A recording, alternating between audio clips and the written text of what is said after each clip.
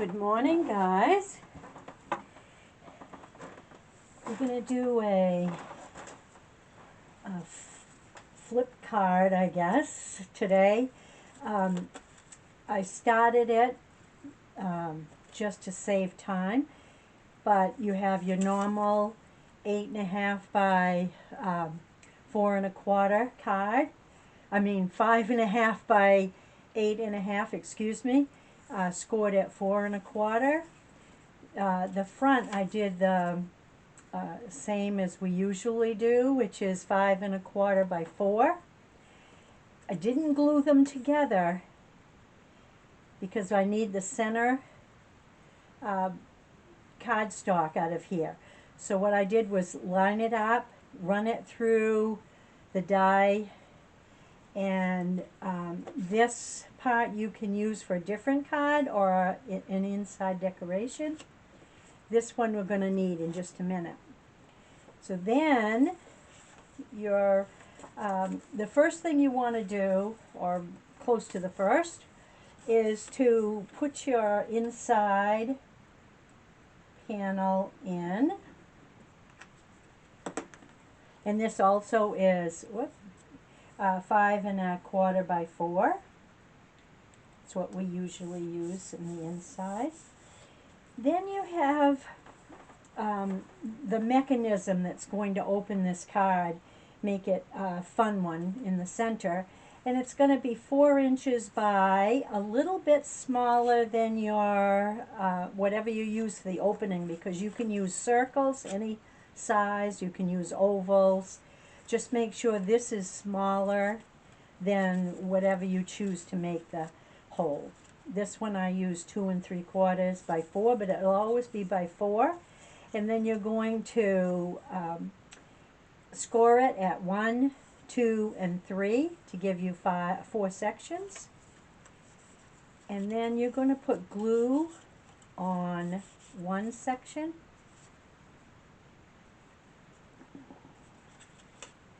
One end section, I should say. And you're going to put that, and you're going to line this up with your hole, trying to make it even and right up against the crease, so that you have that. And then you're going to glue the other end. Whoops. This is the tricky part, and I didn't pay attention this morning. You want to make sure that some of this shows through here, so you don't want glue on that section because you don't want your next piece to glue to attach itself there. So put your glue on the sides and across the next to the fold, and then you have this part of your pop-up all ready to go. I used an complementary color, not a complementary, opposing color, so that you could see it, but normally if you made this card you'd want this to be the same color, so you would do yours in black or whatever you chose for your base card. I just did this so you could see it better. And this is a 2 inch by 1 inch piece scored at 1. And then you're going to take one side and glue it, and you're going to put the fold on this side, and you're going to put the ends even with that score and centered. It's harder to see on black, I'm seeing, but right up against that score line, and it doesn't matter if it hangs over this way, but not that way. Okay, and then, maybe before I do that, I'll put this on. I have less things to go through it.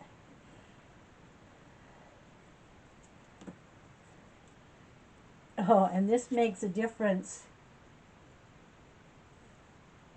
whether you have it right side up or upside down, if it fits and it leaves the right amount of card border. There, I guess I got that one right. There. Now you're going to take your cutout from your cardstock Jeepers, I'm really messing up today. I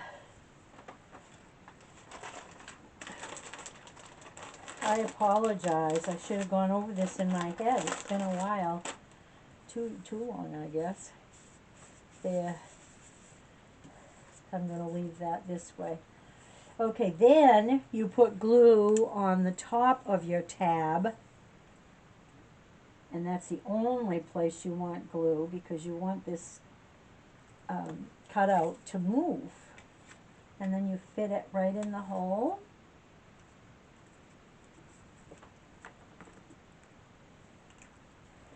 And then when you lift it up, that's what happens. Now, when I did some with somebody online, I think it was Dawn, she didn't use any stopper. This is what she did. But when I was thinking about doing it some more, I thought maybe more like an easel card, so that it would stand up better when you know, if your recipient wants to have it on display. So so anyway, this is the mechanism, and these are the ones that I've done. And you just choose whatever paper you want, and then design it, decorate it to go with it. And mine have almost all stoppers on them, so that you see how it braces it up for when you want to open it up. And you can write on here, or you can put another piece on the back and do your writing there. There's one. This one, I like this paper, and so I just found an old stamp set that had candy canes, stamped it around the desk that was the circle that was refit in there. This one I cut a frame, I used the same size as I did for the hole, and then the scallop one size bigger. And then we've got this on the inside of that one. This one is the acorn paper from quite a while ago. And I found this crazy squirrel balancing acorns I thought would be fun. And Nuts About You. It's a fast card, really. You don't have that many pieces, and it looks a little complicated, but as you can see, it's not. Here's one with dragonflies.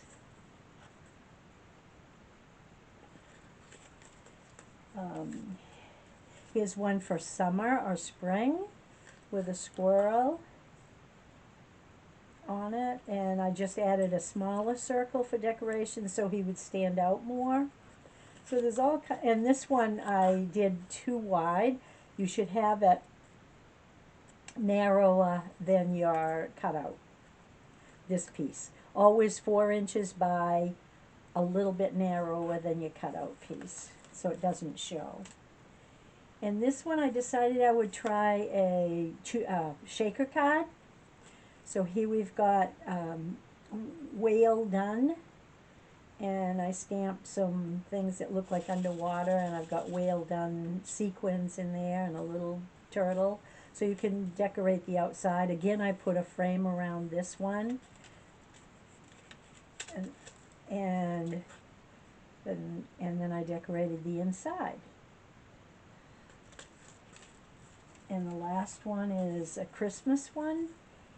Deck the Halls. I found this paper and some stamps where the animals were singing. So it can go for any occasion, most all occasions, and most all seasons. It just depends on what paper you choose and how you decorate it. So I'm hoping you will give this a try. I'd love to see some of your cards done like this. And thank you for watching. Have a good Thanksgiving. Bye.